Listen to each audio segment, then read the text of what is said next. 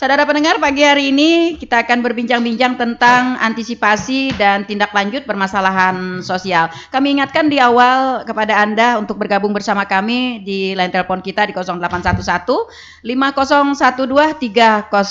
Kami sangat menantikan suara pendengar tentang tema dan permasalahan yang kita bahas di pagi hari ini. Baik, di awal kita ingin minta penjelasan dan gambaran dulu tentang bagaimana sih kondisi atau fluktuasi permasalahan sosial di Kabupaten Tanah Laut ini. Ya, berikut akan disampaikan oleh Pak Eko Trianto. Silakan Pak. Baik, terima kasih. Assalamualaikum warahmatullahi wabarakatuh. Waalaikumsalam. Selamat pagi, salam sejahtera untuk kita semua. Dan selamat bertemu kembali di acara talk show pada kali ini. Ini mungkin kita yang kedua. Ketiga. Pertama di tahun 2023. Oh iya, betul sekali ya. Pertama. Baik Ibu, Bapak dan saudara sekalian, seperti kita ketahui bahwa salah satu tugas dari Dinas Sosial itu sebenarnya adalah penanganan PPKS. Kalau dulu dikenal dengan PMKS, pemerlu kalau dulu. Ya.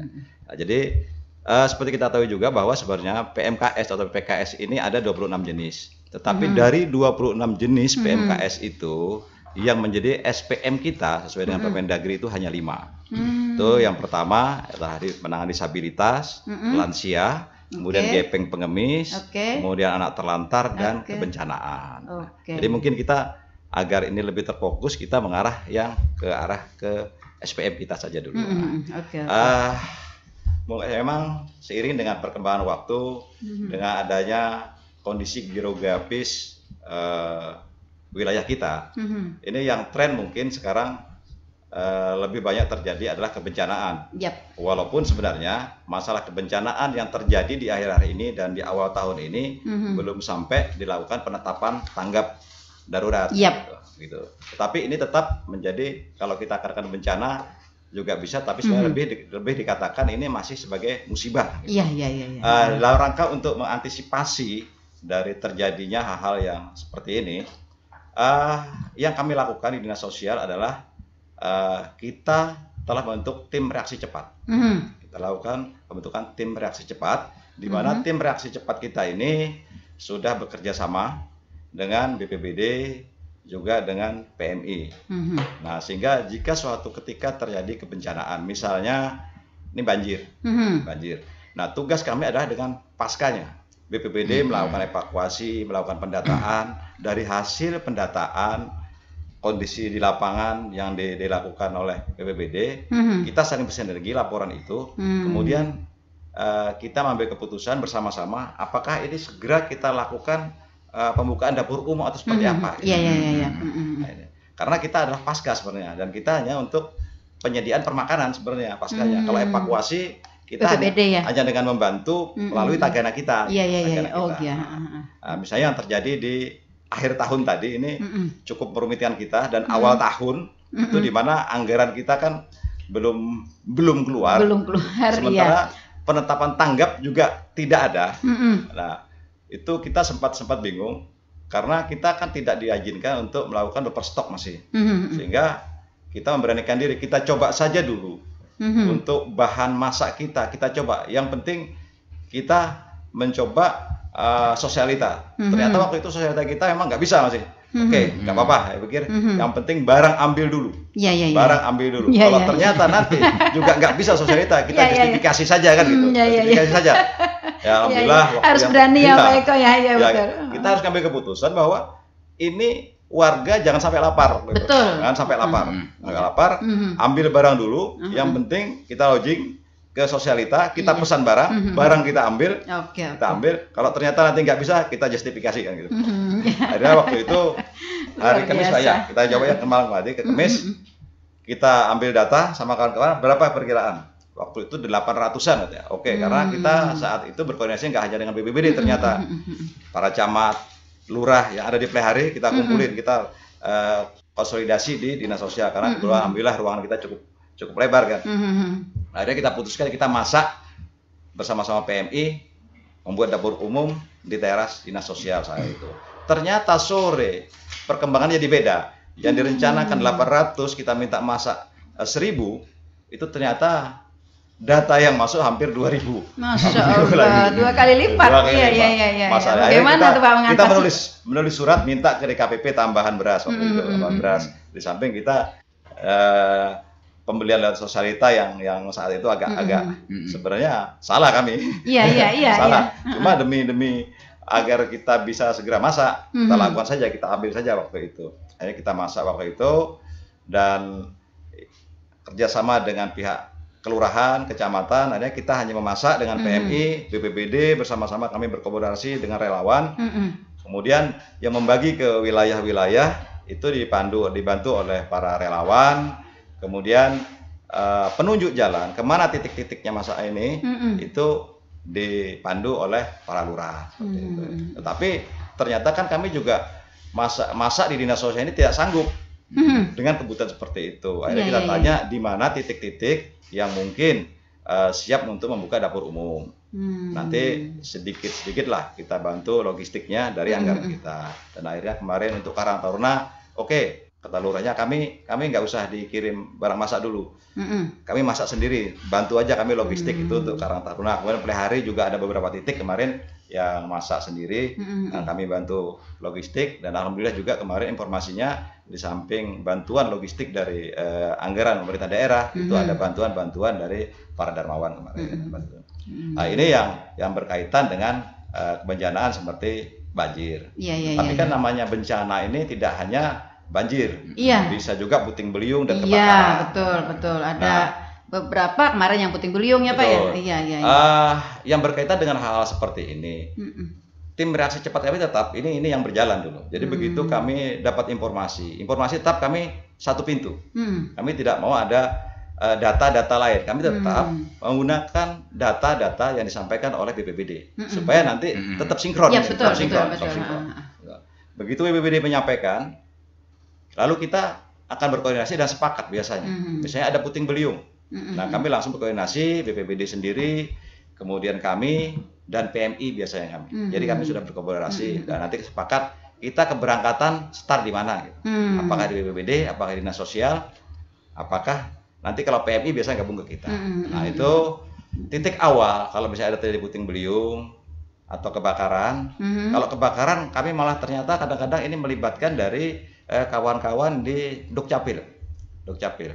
Karena ini kaitannya adalah dengan surat-surat yang terbakar. Betul. Sehingga nanti dia datang ke sana, dari BPBD melaporkan, dari pihak desa melaporkan apa barang-barang surat yang hilang. Nanti biasanya dari Dukcapil, misalnya KTP-nya terbakar atau ininya, itu langsung diterbitkan dan dibawa saat itu. Iya, luar biasa. Kami berbarengan. Nah, kemudian begitu ke sana, kami berikan santunan permakanan. Ini kalau puting beliung. Kalau kebakaran ini kami akan menambahkan biasanya ini peralatan dapur misalnya. Peralatan dapur walaupun nggak banyak tapi cukup lah untuk yang utama awal, gitu ya. Panci, rinjing, cirap ya. Dan ini barang-barang seperti ini kita mintakan dari anggaran provinsi. Jadi untuk permakanannya kita anggaran daerah yang terencana. Kemudian untuk peralatan kami minta memang ada stok yang diberikan oleh provinsi. Begitu sampai di sana, tim reaksi cepat kami ini akan melihat dan menghitung berapa besar ini persentase kerusakan. Nah, kami mengkategorikan empat kriteria, empat kategori. Gitu. 25%, 50%, 75, 100%. Tetapi besaran ini bukan dari nilai yang rusak, dari fisik barang. Misalnya rumah, ditaksir rumah ini 100 juta. Rusaknya 50%. Kami nggak menghitung memberikan bantuan nanti 50 juta, tetapi dari pagu kami. Dari pagu kami akan hanya bisa memberikan karena sifatnya ini bukan pembangunan kalau kami. Kalau rutilahu pembangunan itu kan kewenangannya ada di RH sementara kami hanya santunan. Dan ini pun nanti bukan anggaran dari dinas sosial yang nempel dinas sosial, tetapi kami akan mengambil dana dari BTT. Jadi anggaran itu kan di BPKAD gitu, tapi prosesnya itu kami. Gitu. Sehingga makanya kadang-kadang ini ada kawan-kawan kok lambat katanya. Lambat. Karena ini sebenarnya anggaran nggak di kami, gitu, nggak di kami. Nah, jadi prosesnya kami menghitung itu dulu. Setelah kami hitung dengan bukti-bukti, ada foto. Nah, kita sampaikanlah ke pihak desa, tolong dibuatkan usulan. Karena usulan ini adalah kewajiban kita sesuai dengan Perbu. Jadi semua bantuan sosial itu harus ada usulan. Kalau kami yang mengusulkan ini ya seenak kami kan sebenarnya, gitu. Harus ada usulan, usulan dilengkapi dengan RAB, foto-foto. Nah dari dasar itulah, dari usulan itu, kemudian kami membuat telaan staf ke Pak Bupati, buat telaan staf. Setelah ya tentunya dari telaan staf ini aja pun panjang kan. Sebelum naik ke Pak Bupati harus ada pemarapan dulu dari asisten, kemudian ke Pak Sekda, baru penandatangan Bupati. Begitu telaan staf sudah selesai, ini kita buatkan draft penetapannya, kita masukkan dulu ke bagian hukum melalui koreksi-koreksi tentunya kan. Setelah ada koreksi-koreksi, ada proses, kemudian setelah koreksi ada pemarapan lagi. Begitu sudah selesai, kemudian dicetak, dilakukan pemarapan ulang lagi. Baru setelah itu SK penetapan itu selesai, baru kita sampaikan ke BPKAD agar diterbitkan SP2D. Nah setelah SP2D muncul, masuk ke rekening bendahara, baru nanti bendahara kita yang buat IIB, aduh habis ini suaranya. Kemudian dilakukan transfer ke yang bersangkutan. Nah, artinya ini perlu dipahami oleh masyarakat kita begitu ya. Jadi perlu dipahami bahwa ada prosedur yang harus ditempuh oleh dinas sosial begitu ya. Jadi bukan artinya dinas sosial tinggal ngambil di brankas. Seperti itu. Jadi artinya kalau ada keterlambatan itu ada proses. Iya, karena ada proses. Jadi harap ya masyarakat kita dapat memahami, bekerja sama gitu ya dalam hal ini gitu. Jangan sampai nanti lagi, kan? Ada suara-suara yang sumbang gitu ya. Ini belum lagi, misalnya saat kita melakukan TS atau kita mau melakukan pemarapan, pejabat yang bersangkutan lagi dinas luar misalnya, belum lagi termasuk itu. Belum betul sekali. Tetapi alhamdulillah kayak yang terjadi kemarin kan di ujung Desember itu anggaran sudah nggak bisa. Kemudian Januari juga kita belum kan waktu itu. Jadi saat itu cukup banyak yang di akhir tahun tadi, awal tahun tadi ya, itu setelah ada pendataan, ada yang mengusulkan itu sebanyak 73 buah rumah kemarin. 73 rumah, dan ini alhamdulillah kemarin ini sudah sampai tahap pencetakan SK dan akhirnya penandatangan ke Pak Bupati itu saya buat setangan dan ini sudah kita kembalikan ke hukum, kita minta salinan untuk kami serahkan lagi ke BPKAD nanti agar segera bisa diproses. Jadi ini ada sebanyak 73 kalau nggak salah kemarin 73 buah rumah, 73 buah rumah dengan jumlah dana itu hampir 300 kalau nggak salah, cuma saya baru lupa buat. Itu berarti nanti realisasi tahun ini ya Pak ya? Bukan tahun ini, insya Allah ya, karena ini sudah dicetak, sudah Pak Bupati, kita sampaikan ke BPKAD, ya selambat-lambatnya 2 minggu lah selambat-lambatnya. Kita transfer kan kita. Dan ini kita sudah nyusul membuat TS baru. Kita membuat TS baru, kejadian yang baru kemarin kan. Di Takisung ada 5 buah rumah, Puting Beliung. 2 buah rumah di Takisung. Kemudian di Kurau ada 5 buah. Kemudian ada 1 rumah kebakaran itu di Damit kemarin. Jadi 8 itu kemarin. Itu TS sudah masuk dan kami ini sudah masuk tahap koreksi SK penetapan di bagian hukum. Luar biasa ya. Nah ini ada kabar baik ya, kabar baik buat warga kita yang kemarin. Jadi tapi harus bersabar begitu ya Pak ya. Harus bersabar karena memang kita ada proses ya. Luar biasa ya para pendengar, kalau di lingkup dinas sosial ini ya. Mereka harus berpacu dengan aturan, tapi juga di sisi lain mereka juga harus berpacu dengan hati nurani ya Pak ya. Betul. Ya. Kemudian juga berpacu dengan kondisi. Nah, jadi ada banyak sekali pergolakan di sini ya, di sisi lain kita ya ini kasihan gitu kan ya. Nah, mereka tidak bisa memenuhi kebutuhan pokok ya karena musibah, karena apa begitu. Tapi di sisi lain peraturan tetap harus berlaku ya Pak ya, tetap harus berlaku. Nah seperti itu ya, jadi pergolakan itu yang sangat penting. Kemudian yang selanjutnya mungkin atau langsung kita lanjut ya? Kita lanjut. Karena ini tadi berbicaranya antisipasi dan tindak lanjut gitu. Kemudian tadi saya sampaikan bahwa kita ada punya 5 SPM yang harus kita penuhi kan. Tadi ini kebencanaan sudah, walaupun dalam gambaran yang masih sedikit lah. Kemudian kita mengarah ke masalah gepeng, pengemis atau terlantar. Nah, selama ini kan ini jadi masalah juga. Sementara kita pada kantor yang lama kita sempit segala macam. Tapi alhamdulillah setelah kita diizinkan Bupati pindah ke ex Bu Yasin, akhirnya kita berpikir bahwa kita sangat membutuhkan sekali tempat penampungan ini. Tetapi setelah kita koordinasikan bahwa SPM kita itu di luar panti, sehingga kita tidak bisa untuk membuat penampungan yang dalam jangka panjang. Maka akhirnya kita ambilkan keputusan bahwa kita perlu ada yang namanya rumah singgah. Rumah singgah. Jadi di rumah singgah itu misalnya ada orang terlantar, dia mengantar ke tempat kita. Misalnya juga pada saat banjir perlu ada pengungsi masuk, monggo silahkan, nggak apa-apa. Tetapi yang bisa masuk ke rumah singgah itu dengan waktu yang terbatas, antara 1 sampai 3 hari. Tapi misalnya ini belum ada tindak lanjut, bisa kita perpanjang menjadi 7 hari. Belum juga ada jalan masih buntu, kita bisa memperpanjang lagi sampai 12 hari seperti itu. Dan ini alhamdulillah maksimal kita berapa hari, Pak? 12 hari. 12 maksimal ya. Jadi tapi setelah 12 hari itu harus sudah ada penyaluran. Sebelum 12 hari alhamdulillah sudah tertangani. Iya, selama ini ya alhamdulillah. Di saat kita ada musibah kapal yang tenggelam kemarin. Kapal yang tenggelam itu ada 5 orang yang alhamdulillah selamat semua itu. Alhamdulillah. Jadi saya itu begitu dari kepolisian berkoordinasi dengan kita dari Aero, monggo saya bilang silakan diantar kami akan tampung. Dan setelah kita tampung, kami tidak hanya sekedar menampung, kami juga mengkoordinasikan, memfasilitasi ke provinsi, ke keluarga melakukan penjangkauan, dan akhirnya dengan kesepakatan kemarin setelah kita koordinasikan ke pihak provinsi, kata provinsi nggak apa-apa, kami yang akan melanjutkan ke tahap berikutnya. Alhamdulillah itu selamat sampai ke keluarga dan sering sekarang berkomunikasi secara estafet ya masing-masing. Belum lagi ini seperti ODGJ segala macam ini, ODGJ macam ini cukup banyak juga terkadang karena berdasarkan catatan kami ini, tapi lupa nih buat data itu kalau tidak salah lebih dari 80 orang sudah yang masuk ke rumah singgah kami.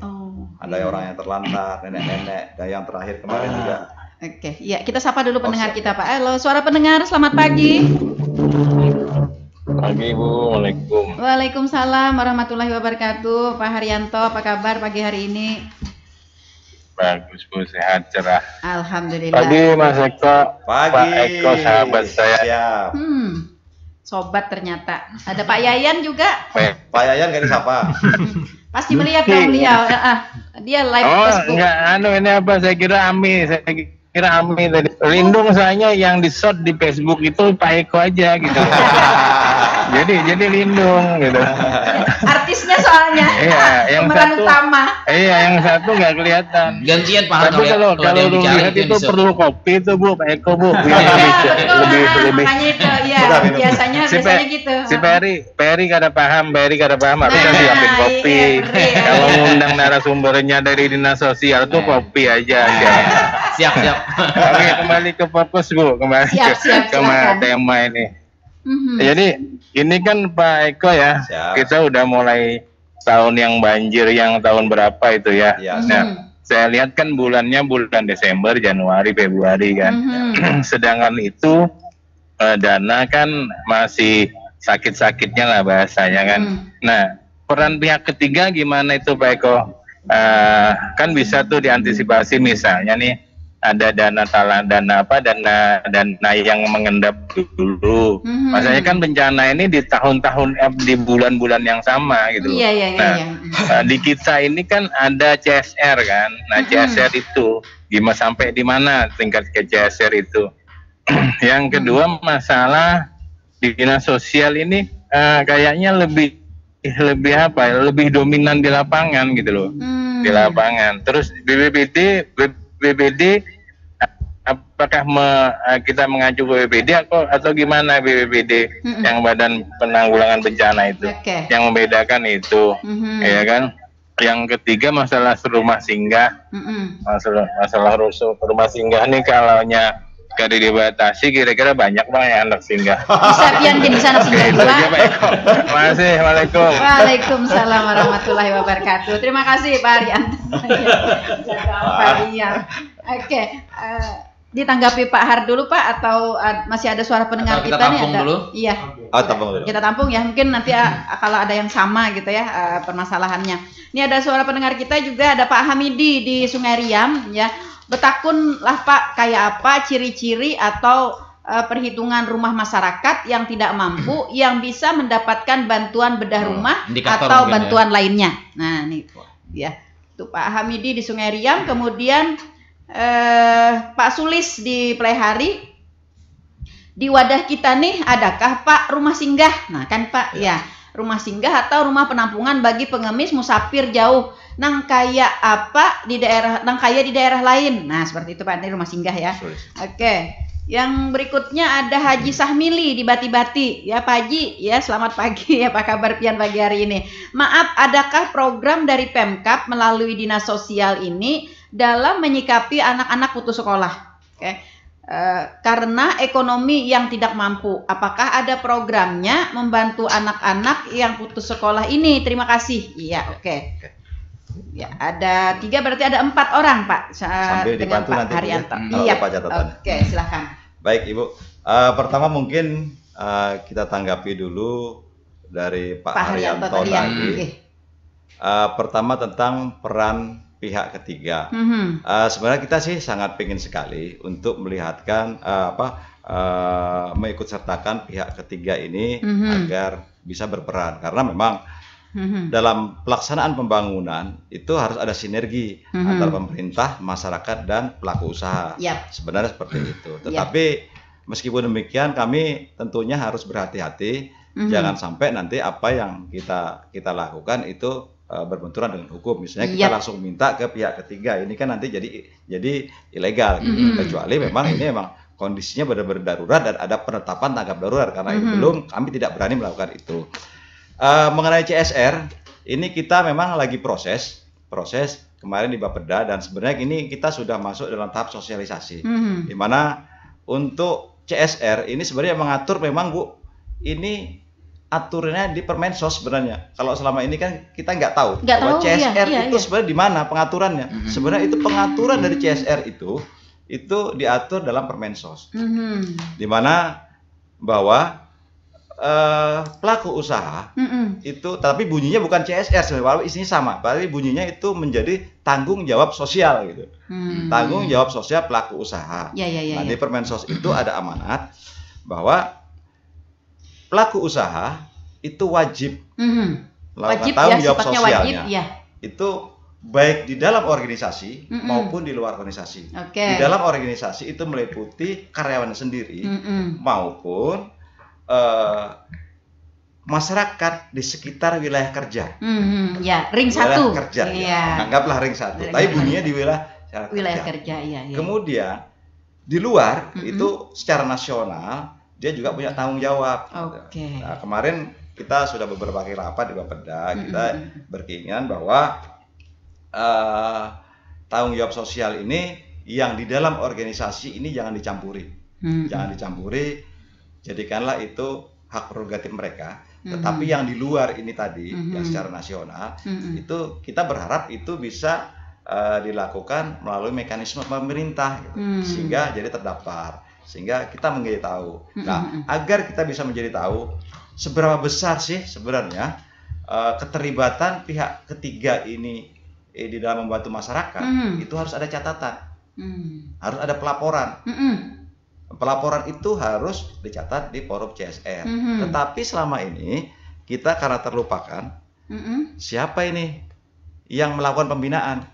Ternyata sebenarnya di Permensos itu ada klausul. Kita harus bentuk tim pembinaan dan pengawasan. Seperti itu. Jadi misalnya ini ada CSR, anggotanya 50 misalnya, sementara pelaku usaha kita 100, sebenarnya ini dari tim pembinaan pengawasan yang akan melakukan pembinaan. Seperti itu. Pelaporan nanti setelah juga disampaikan ke tim pembinaan pengawasan, sehingga kita bisa memonitor mana yang. Tetapi alhamdulillah untuk tim pembinaan pengawasan sudah dibentuk kemarin, dan kita baru terima SK, dan insya Allah nanti akan segera dilakukan sosialisasi dan pertemuan-pertemuan agar CSR atau tanggung jawab sosial dari pelaku usaha ini benar-benar bisa berjalan. Tetapi mendahului sebelum ini memang dijalankan, kita sudah ada komunikasi dengan beberapa pelaku usaha, dengan PT Arutmin, tetapi ini tidak di kebencanaan. Tetapi kita di bidang penanganan disabilitas. Disabilitas kita kemarin ada pertemuan 2 kali dengan PT Arutmin Asam-Asam, dan data kita meminta kita jangan asal melakukan program, kita kaji dulu data kita, dan data kita sampaikan, nanti mari kita sama-sama apakah nanti ini sifat pemberdayaan atau atensi. Karena kalau emang dia hanya harus mendapatkan atensi, kita lakukan pemberdayaan, nggak cocok. Tapi seandainya dia perlunya pemberdayaan, dikasih atensi, ini nanti percuma, ini cuma dikasih ikan. Iya betul. Oke, ada tentang tadi Pak, tentang dominannya orang-orang sosial di lapangan nih, bagaimana dengan BPPT? Iya, rupanya Pak Haryanto ini mengamati Pak yang lebih dominan orang-orang sosial ini di lapangan. Iya. Sebenarnya nggak begitu. Bagaimana penjelasannya? Sebenarnya kami nggak dominan. Iya, kita selalu bersama-sama gitu sebenarnya ke lapangan. Hanya saja kan nanti begitu sudah ada data dari BPBD, kami baru turun, gitu. Baru turun. Dan turun pun kami sebenarnya bersama-sama, hanya saja mungkin kawan-kawan dari BPBD nggak tertangkap kamera mungkin. Nggak tertangkap kamera. Kami tetap bersama-sama, kami BPBD, PMI itu selalu bersama-sama, Iya. Oke, tapi bagus ternyata. Ya pengamatan di lapangan yang lebih kelihatan gitu ya orang-orang sosial. Kemudian tadi apa rumah singgah? Ini tadi Pak yang dari Pak Hamidi di Sungai Riam. Ya, bagaimana ciri-ciri rumah yang bisa mendapatkan bantuan bedah rumah indikator atau bantuan lainnya, indikator-indikatornya. Mohon izin Pak Hamidi. Kalau masalah kita harus bisa membedakan Pak Hamidi mana bedah rumah dan santunan ini. Kalau bedah rumah seperti kita sampaikan di awal tadi bahwa bedah rumah itu kewenangan bukan di dinas sosial. Kewenangannya ada di DPR KPLH. KPLH. Hanya saja memang kadang-kadang kita ada memfasilitasi bedah rumah yang dilakukan oleh provinsi, tetapi itu sangat sedikit sekali. Tahun ini ada berapa? 4 buah. Ada 4 buah rumah, tetapi itu dengan indikator dan penilaian yang dilakukan oleh provinsi. Kita hanya memfasilitasi. Sementara untuk dana daerah itu kewenangannya sudah bukan di kita, itu Pak Hamidi. Kemudian Pak Sulis Sulis, iya, tentang rumah singgah tadi sudah Pak. Iya, ada yang pasti kita punya kita punya. Kita punya. Iya. Kemudian program kita ke suara pendengar. Iya, halo, selamat pagi, suara pendengar. Selamat pagi Bu. Iya, dengan siapa di mana? Pak Ali Bu. Pak Ali, nggih, silakan Pak Ali. Di Pelihari, iya, silakan Pak Ali. Ini dinas sosial ya Bu? Iya, betul sekali, dinas sosial. Kita melihat dinas sosial di Tanah Laut, alhamdulillah, ya kelihatan lah progres pekerjaan SKPD-nya di masyarakat maupun di omong-omong di warung-warung kan. Iya. Warung. Ya, mantap ternyata Pak. Kalau sudah jadi pemandaran di warung itu sudah ngetren, viral sudah. Ya silakan Pak Ali lanjut. Di warung-warung. Topiknya ini kan pada saat yang BLT Bu. Ya BLT, oke, betul. BLT itu kan waktu pembagian di kantor dinas sosial. Kita lihat sudah berusaha. Enggak. Sinyalnya. Yang di Pertasi Bu. Di Pertasi kemarin ya, oke.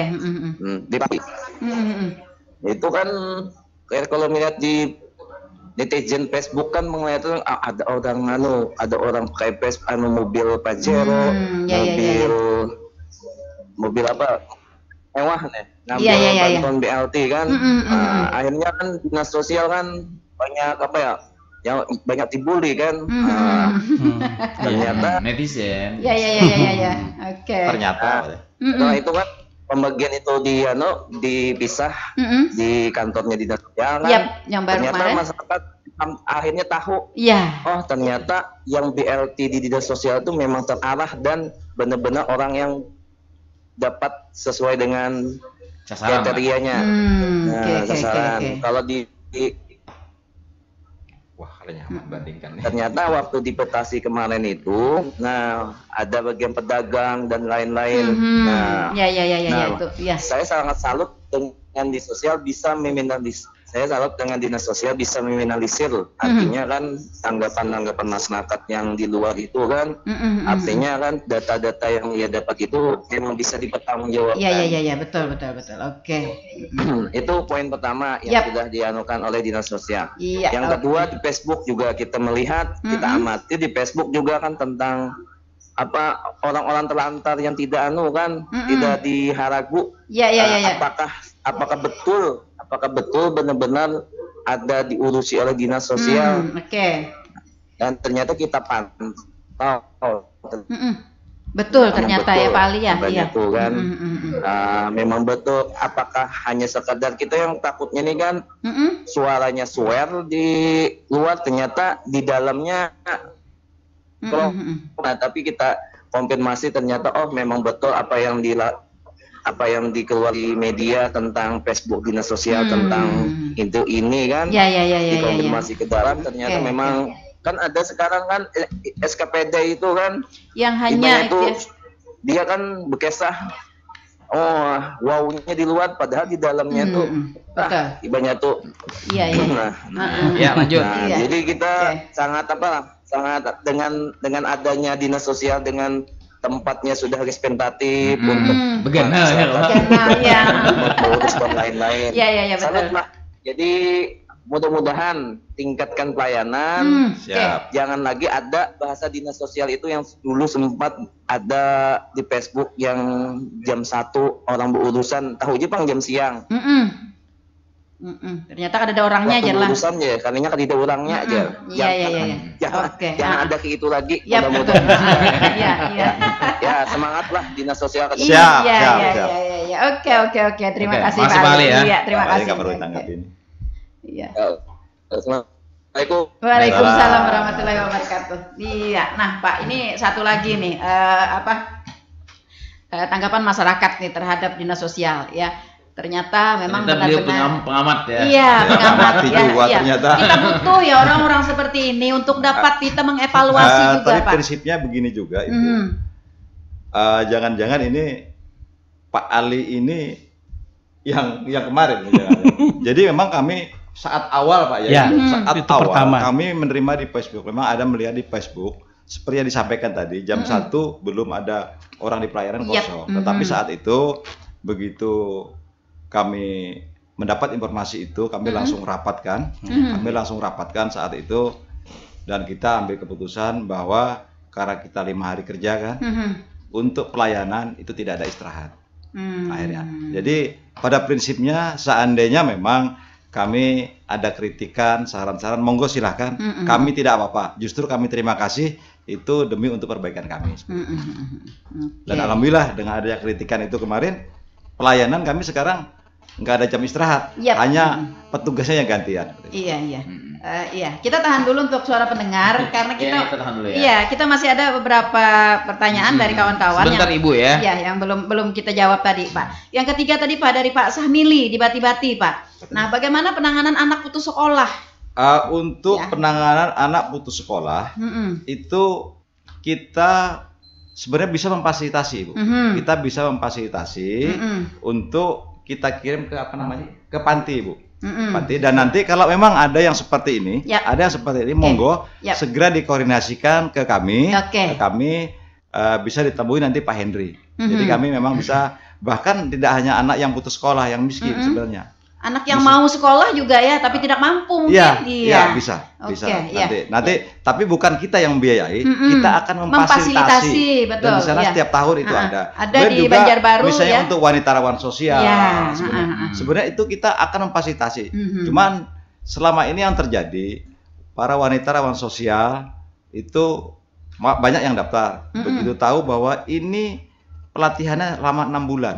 Kami tidak punya biaya untuk yang kami tinggalkan. Begitu juga dengan adik-adik kita yang lansia, yang disabilitas. Itu selalu kami fasilitasi untuk dilakukan diberikan pelatihan ke panti. Dan yang terakhir kemarin mereka pulang itu, dan itu biasanya dikasih peralatan, misalnya jahit, komputer segala macam. Itu modal dasar sebagai modal dasar. Begitu pulang kemarin yang terakhir itu dia hanya pulang ke dinas sosial, titip barang yang diberi, dia langsung kembali bekerja. Jadi siap pakai, insya Allah di sana. Iya. Jadi seperti itu ya Pak Sahmili. Jadi dinas sosial memfasilitasi ya bagi anak-anak yang putus sekolah. Nah, atau ekonomi lemah Pak, ekonomi lemah, memfasilitasi ya. Dalam hal ini memfasilitasi bisa mendapatkan pendidikan langsung di sekolah yang ditanggung oleh dinas sosial provinsi ya Pak. Iya di sana. Panti Bu. Pak ya panti yang ditanggung oleh dinas sosial provinsi, tapi harus nginap di sana ya. Nginap di sana. Nah, kemudian ada juga yang difasilitasi melalui GNOTA ya Pak. Difasilitasi juga begitu ya? Oke, difasilitasi juga. Nah, jadi seperti itu. Yang pasti Pak Sahmili, kalau ditemui nanti di tempat pian ada anak yang putus sekolah yang karena ekonomi lemah, atau anak yang mau sekolah ekonomi lemah, bisa berkonsultasi dengan dinas sosial. Kami siap terbuka. Selain ke panti Pak, apakah ada pengembangan minat bakat gitu dari dinas sosial? Di PSBR itu nanti ada, di PSBR. Iya, ada PPA, ada PSBR ya di sana. Sosial bina remaja. Digabung anak remaja sekarang jadi gabung jadi satu sekarang ya. Kemarin misah ya. Baik, halo selamat pagi para pendengar, dengan siapa? Selamat pagi, assalamualaikum. Waalaikumsalam warahmatullahi wabarakatuh. Iya, semangat. Oke. Bu Armah, bagaimana nih? Apa yang mau disampaikan? Yang disampaikan nih benerannya ada sebuah rumah, tapi itu di pinggir anggaplah di sawah kayak itu Bu. Rumah di sawah. Tapi beliau tuh sudah bisa juga dapat BRT yang 600 itu kan.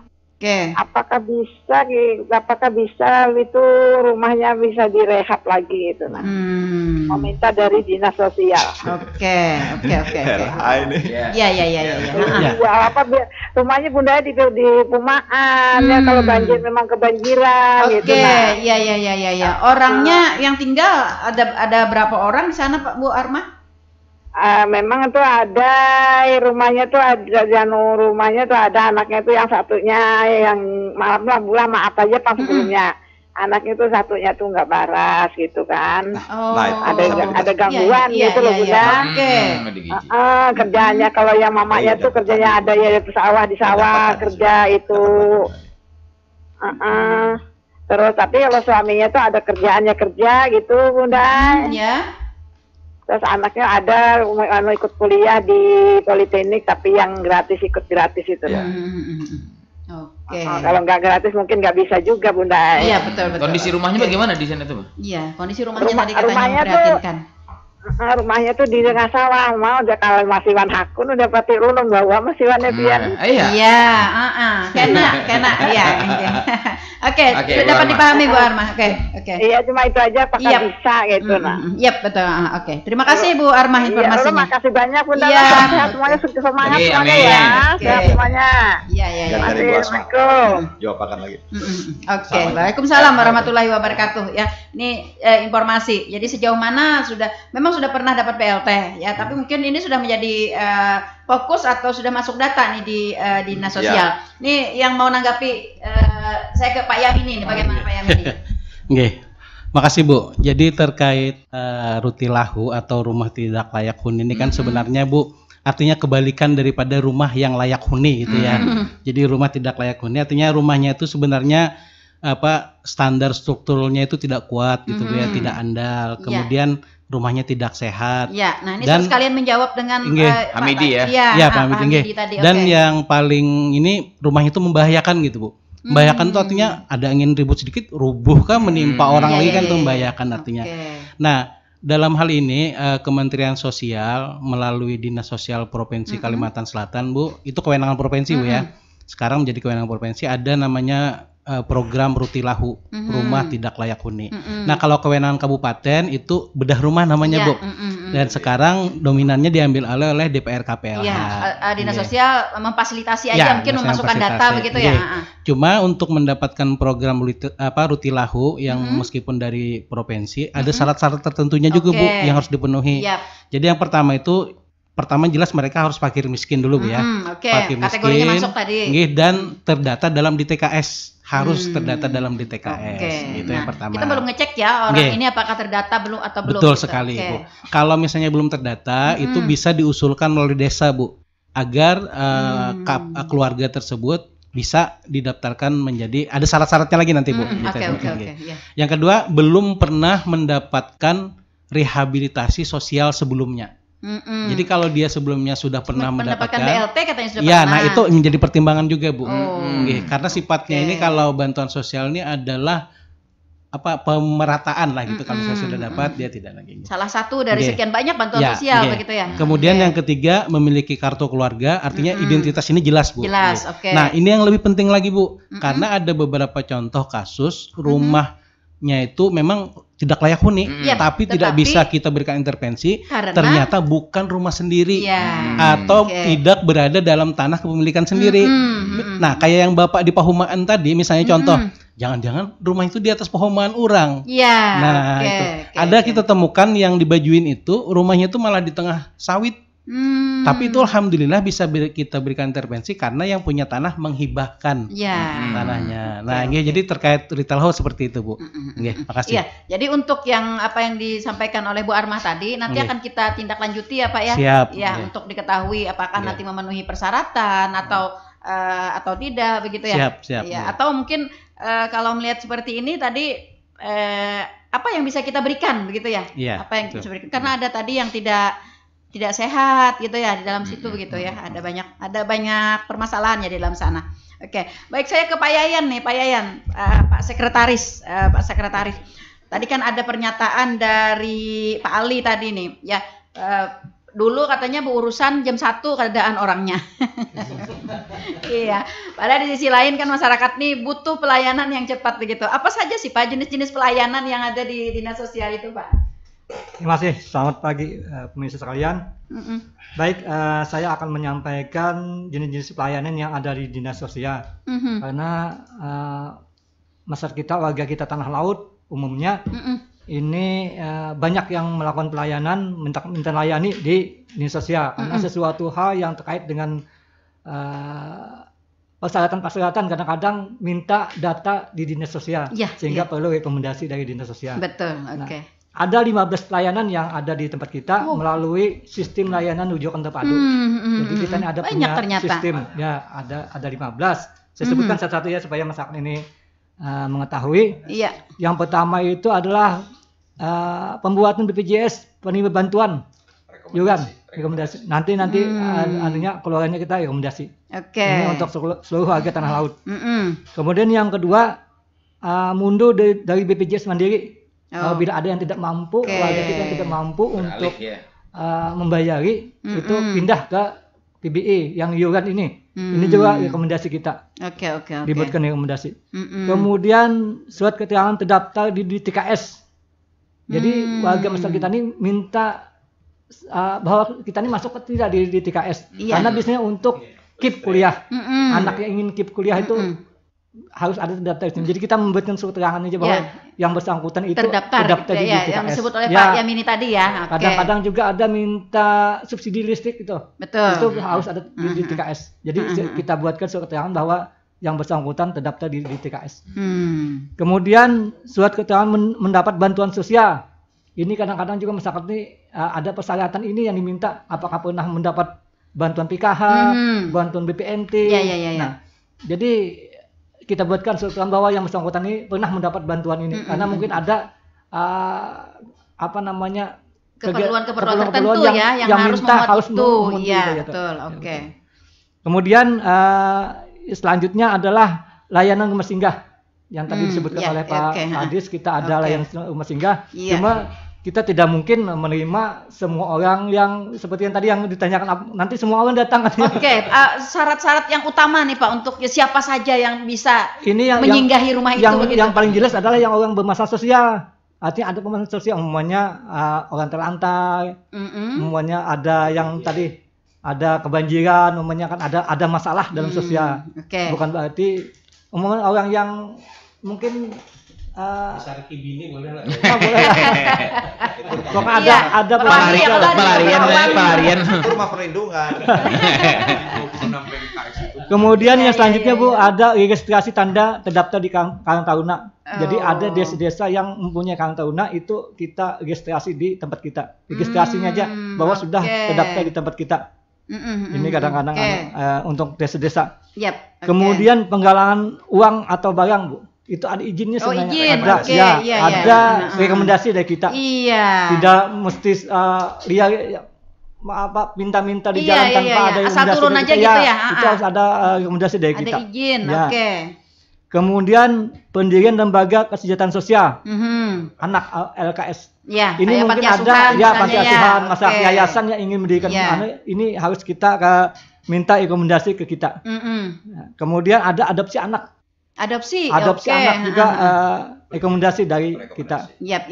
Kemudian fasilitasi asesmen calon peserta panti yang disebutkan Bapak tadi. Ada 5 panti kita di provinsi yang ada di tempat kita. Ini kita memfasilitasi pesertanya. Nanti provinsi minta jatah tanah laut nomor 10 orang. Nanti kita seleksi di tempat kita. Kemudian ada anak berhadapan dengan hukum juga. Ini APH. Kita pendampingan hukum. Ini kadang-kadang kita kerjasama dengan kepolisian dan P3A. DP2KB P3A. Sama aja. Kemudian ada penanganan lansia terlantar, anak terlantar. Nah, ini kita juga yang menanganinya, yang kita layanan di dinas sosial. Ini ada 15 Bu. Ini untuk warga tanah laut maupun warga Indonesia lainnya, karena terlantar ini kan bukan mesti orang kita. Tanah laut aja. Jadi kita nanti memfasilitasi bagaimana memulangkannya ke tempat yang semestinya. Mungkin itu Bu yang dapat saya sampaikan. Jadi ini patut diketahui ya oleh masyarakat kita ya. Jadi ternyata mungkin selama ini orang-orang memandang dinas sosial tuh hanya memberikan bantuan hanya pada saat banjir, dapur umum gitu ya. Nah, ternyata ada 15 layanan ya yang dibebankan kepada dinas sosial. Siap dilayani dinas sosial. Luar biasa. Baik, saya ke Pak Konselor. Konselor ini langka loh ya. Di tanah laut ini bisa dihitungi dengan jari ya. Konselor jenggotnya harus panjang. Pak Wahyu, bagaimana Pak?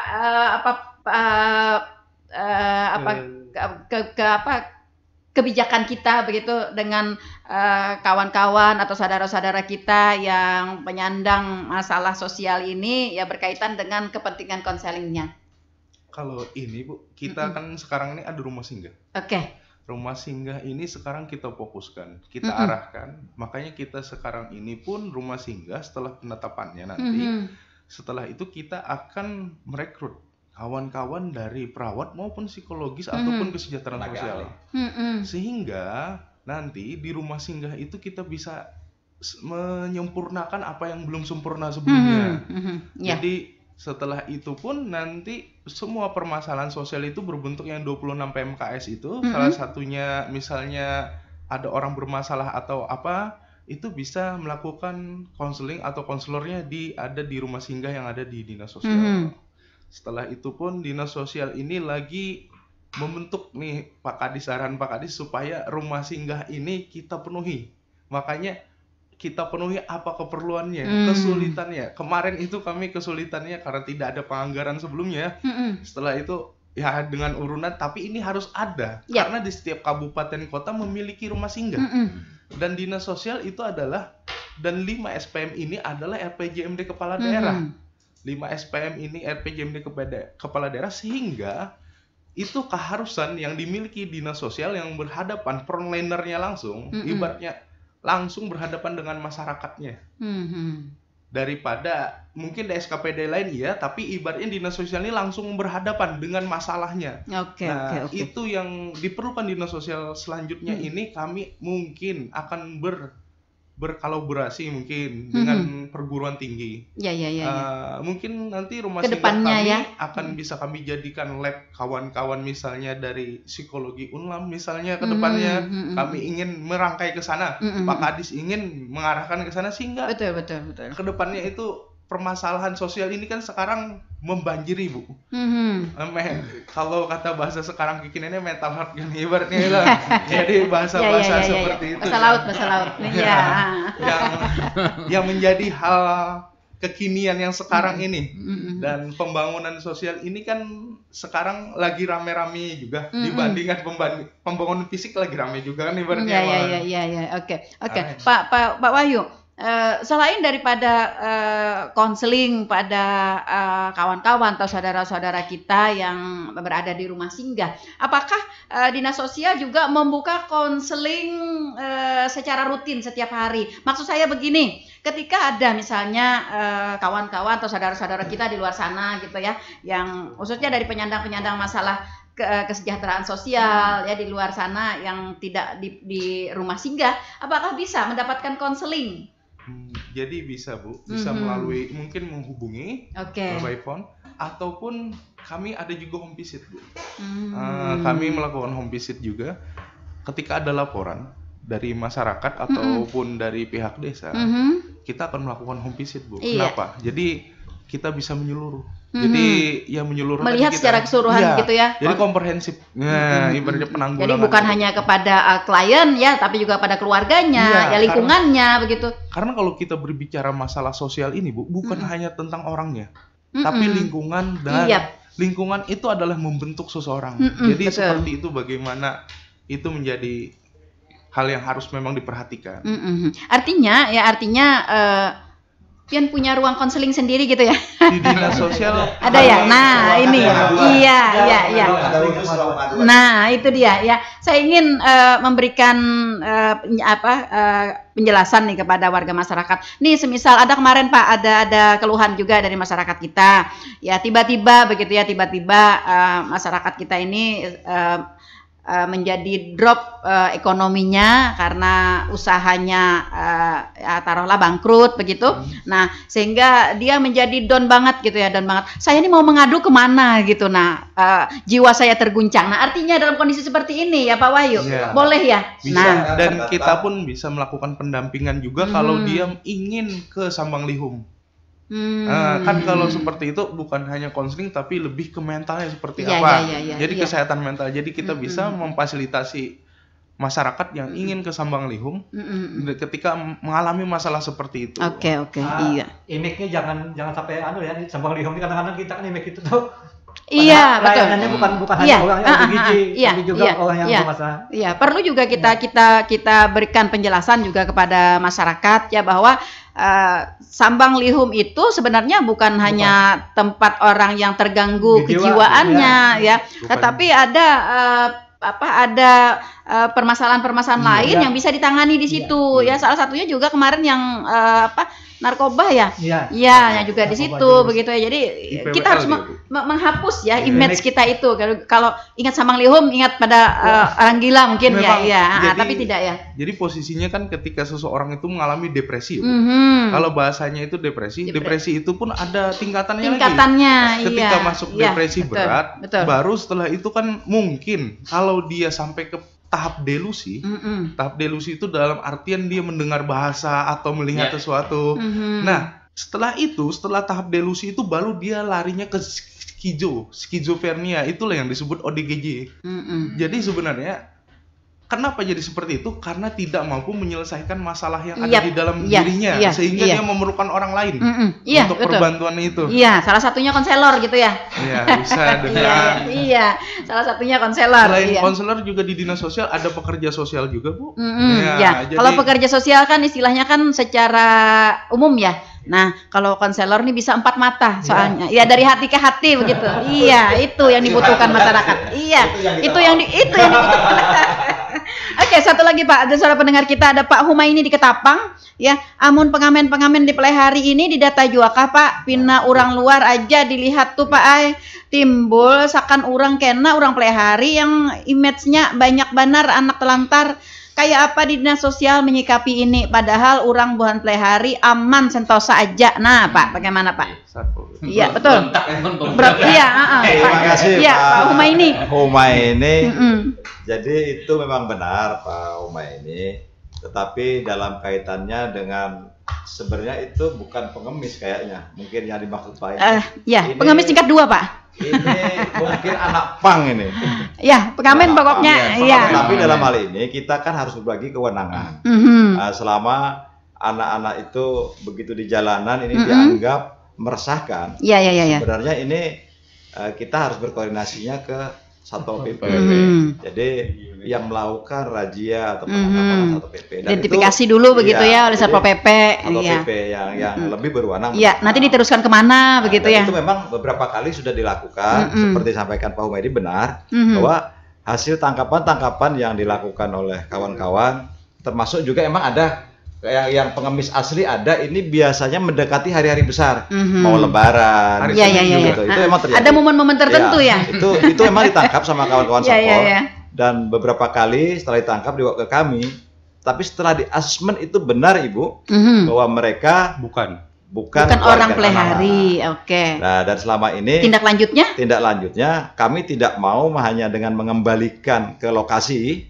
Soalnya nanti bisa balik lagi gitu kan. Adalah dengan kita tulis surat, kita rekomendasikan, kita kembalikan ke dinas sosial setempat sesuai dengan KTP-nya. Dan kemarin konselor kita sempat ngantar juga ke Banjarmasin dan sempat lapor, Pak itu ternyata rumahnya besar katanya. Gitu. Iya. Mungkin kami mau menambahkan sedikit tadi yang berkaitan disampaikan oleh Pak Sekretaris mengenai pelayanan. Bahwa dalam rangka mendekatkan pelayanan kepada masyarakat, itu kemarin kita sudah lama sebenarnya diskusi dengan Mbak Yamini selaku KB pemberdayaan, kan secara geografis luasan wilayah kita ini sangat besar. Sementara tidak semua warga kita ini memahami bagaimana sih mekanismenya kalau kita mau minta bantuan atau layanan ke dinas sosial. Nah, dalam rangka itu kita ternyata kita ada mekanisme sebenarnya di setiap desa kelurahan itu bisa dibentuk namanya Puskesos. Nah, selama ini Puskesos itu sebenarnya harus dibentuk mulai tahun 2018 ya. 2018. Tetapi sampai di 2022 kemarin, ya kami baru masuk sih masalahnya. Itu kita baru memiliki Puskesos sebanyak 11. Itu pembentukan dari pusat saat itu satu. Nah, akhirnya kita kemarin bertarget sih dengan Pak Yamini, kita tahun 2022 minimal harus menambah 11. Tetapi alhamdulillah di tahun 2022 kita bisa menambahkan sebanyak 14. Jadi lebih dari target. Nah, harapan kami nanti kan Puskesos ini adalah kepanjangan tangan dari SLRT-nya. Jadi kalau kita di kabupaten kita punya sistem layanan rujukan terpadu. Nah, kepanjangan tangan itu di tingkat desa itu adalah Puskesos tadi. Dan ini berarti ini di bawah naungan jadi kepala desa begitu ya? Kepala desa. Dan untuk penganggaran ini kita kemarin sudah perbubnya dari dana APBD alhamdulillah nanti jadi sudah dibuatkan rumahan itu bisa dianggarkan di anggaran desa. Kemudian masih dalam rangka untuk mendekatkan pelayanan tadi seperti disampaikan Pak Sekretaris bahwa salah satu layanan kita adalah dengan memberikan rekomendasi untuk pembuatan BPJS yang didanai oleh PBI APBN. Nah, selama ini kan kita masih hanya dengan orang datang dengan kelengkapan surat-surat minimal itu yang harus ada kan kartu keluarganya valid intinya. Jadi harus karena ini PD Pemda yang di Pemda harus orang tanah laut kan. Nah, selama ini kita hanya dengan memberikan rekomendasi. Rekomendasi itulah dibawa ke BPJS. Tapi kita sekarang sudah ada kesepakatan dengan BPJS, kita diizinkan untuk mengakses apa namanya aplikasi Edabu. Dan nanti besok ini kita sosialisasi dan insya Allah dalam bulan depan itu untuk BPJS yang didanai daerah itu bisa diaktifkan langsung di dinas sosial. Iya, artinya idealnya ya Pak Eko, idealnya Puskesos ini satu desa satu. Idealnya. Jadi masih banyak nih PR kita ya. Nah, saya ingin nanti Puskesos ini juga karena ini adalah program baru yang belum diketahui oleh masyarakat. Sebenarnya bukan baru. Iya, karena dia belum memviral. Iya. Saya ingin nanti next time Pak, time kita spesial berbicara soal ini. Baik, saya ke Pak Yamini. Satu lagi saya ke Pak Yamini, kemarin ada PR juga nih pertanyaan dari kawan-kawan kita. pemberdayaan sosialnya Pak terhadap Karang Taruna. Iya, terhadap kawan-kawan kita yang di situ. Bagaimana Pak? Apa selama ini yang sudah kita dapatkan? Apa yang sudah dapat kita buktikan? Ya, yang sudah dapat kita bagangkan nih dari pemberdayaan itu apa? Siap. Karang Taruna. Oke. Jadi kalau bicara tadi kan tema kita hari ini antisipasi sosial ya. Dan tindak lanjut. Tindak lanjut. Jadi antisipasi sosial itu betul kata di Pak Kadis tadi dan Pak Sekretaris juga Om Wahyu. Jadi kita ada memberikan bantuan yang terencana maupun tidak terencana, dapur umum segala macam. Tapi antisipasi lain juga kita harus sisi lainnya pemberdayaannya, Bu. Nah, iya. Dengan memberdayakan. Jadi pemberdayaan ini juga berarti after before ya? Iya. Jadi kita memberdayakan pilar-pilar sosial yang ada di tempat kita. Nah, kalau di Permensos itu, kalau yang bermasalah itu kan kita menyebutnya PPKS, Bu ya, Pemerlu Pelayanan Kesejahteraan Sosial. Nah, kalau orangnya ini kita sebut PSKS, Bu. Jadi potensi sumber kesejahteraan sosial, lembaganya. Jadi istilahnya ini kita adu kuat, Bu. Jadi PPKS itu kita hadapi dengan PSKS. Jadi istilahnya antara orang jahat kita adu dengan orang yang baik gitu, antara penyakit kita adu dengan obat gitu, ceritanya kayak gitu. Nah, berdasarkan Permensos itu ada sebanyak 12 PSKS sebenarnya, Bu ya. Jadi ada Karang Taruna, ada PSM, ada TKSK, ada Pensosmas, ada pekerja sosial, semuanya gitu. Untung kalau dulu ada petugas sosial kecamatan. Ya untung setelah itu kan berhenti. Iya. Kalau sampai sekarang bagaimana kita menyandang singkatannya? Singkatannya ya PSK, Bu ya. Karena saya pernah jadi PSK gitu ya. Kawan-kawan yang di kecamatan sekarang. Ya TKSK sekarang namanya. TKSK. Nah, jadi gini, Bu. Sebenarnya PSKS ini itu di samping yang dari Kemensos itu banyak sebenarnya, Bu. Jadi kalau potensi itu diartikan sebagai dia sudah ada, Bu. Ada sebenarnya di masyarakat, cuma belum kita olah. Nah, itu potensi.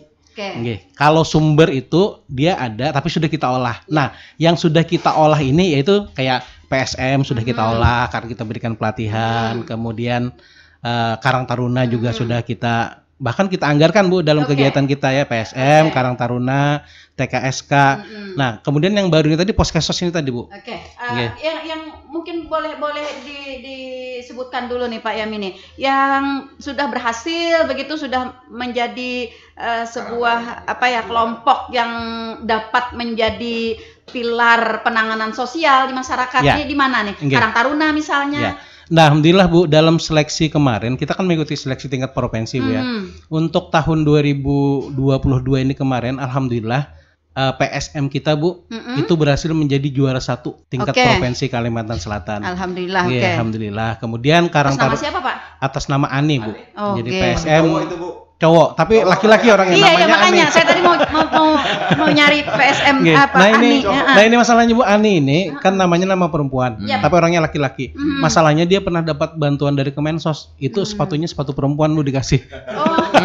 Mungkin dari Kemensos dikira jenis kelamin saya. Nah, kemudian Karang Taruna kita itu dari Karang Taruna Bumi Jaya, alhamdulillah berhasil sebagai juara 2, Bu, tingkat provinsi juga Kalimantan Selatan. Nah, Karang Taruna PSM ya, PSM ini kan ada FKPSM-nya ya. Betul. Ada FKPSM-nya. Jadi sebuah wadahnya begitu. IKPSM bukan? Iya, KPSM-nya. Karang Taruna juga ada FKKT ya. Nah, dalam wadah ini jadi berubah ya.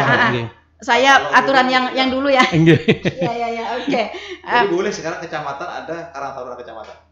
Begitu. Forum, forum. Iya. Mungkin di Karang Taruna, di PSM kelompok-kelompok atau forum-forum mereka ini, Pak Yamini, adakah sudah mereka yang bisa menjadi agen penanganan masalah sosial di daerah mereka? Maksud saya begini, mereka di kelompok itu mempunyai usaha, mungkin mempunyai kekuatan, apa saja sih misalnya yang dapat membantu di sekitar mereka itu dari pemberdayaan dinas sosial sendiri? Ya, kalau dari dinas sosial kita selalu melakukan pembinaan, Bu ya, yang ke Karang Taruna segalanya tadi. Nah, kita mendorong juga Karang Taruna ini supaya mereka bisa aktif mandiri gitu ya. Jadi kayak di Karang Taruna Bumi Jaya itu mereka sudah mempunyai usaha jaring juga. Jadi mereka kita usahakan untuk membentuk jejaring sendiri juga, Bu. Jadi terkait dengan ada perusahaan di tempat mereka. Jadi kita sarankan seperti itu, Bu. Jadi, atau menggalang dari potensi yang ada. Betul sekali, Bu. Ya. Nah, satu lagi, Bu, nanti ini sekedar penjelasan sedikit tentang sebelum kita bahas bedah nanti di Puskesos, Bu ya. Oh, nggih. Jadi Puskesos ini mereka lembaganya independen, Bu. Jadi mereka mandiri. Jadi berbeda dengan puskesmas misalnya. Puskesmas itu kalau tidak bisa di klinik desa, mereka mengadukan ke puskesmas kecamatan. Kecamatan tidak bisa, mereka bisa langsung ke rumah sakit berjenjang. Kalau Puskesos tidak, mereka mandiri karena mereka punya desa. Jadi kalau mereka misalnya ada disabilitas yang ingin sekolah, mereka bisa langsung mengantarkan ke dinas pendidikan. Jadi memotong jalur karena mereka mandiri. Nah, untuk Karang Taruna tadi Bu juga sudah ada di Batakan itu untuk pengelolaan pantai Batakan baru itu sebagian dikelola oleh dari Karang Taruna. Nah, ini yang saya maksudkan, Pak. Ini yang saya maksudkan. Kita berharap nanti kelompok-kelompok atau forum-forum dari PSM, dari pilar-pilar sosial lah, ya. Mereka punya suatu kekuatan bukan hanya sebagai fasilitator, fasilitator, katalisator gitu ya. Tapi juga mereka mampu punya dengan kekuatan mereka yang ada atas binaan dinas sosial untuk dapat menyelesaikan permasalahan sosial di daerah mereka begitu. Jadi betul, Bu. Jadi kita berharap begini, Bu. Kita selalu menekankan kepada desa yang memiliki Karang Taruna, yang memiliki Puskesos harus berbeda dengan desa yang tidak mempunyai itu. Kalau sama aja, apa membentuk itu lah maksudnya. Lalu, satu lagi ini PR pertanyaan tadi ini, maaf waktunya sudah agak lewat, tapi saya ingin menyelesaikan. Satu lagi, Pak, bagaimana dengan kube-kube yang dulu pernah ngetren juga di masanya gitu. Saat ini bagaimana?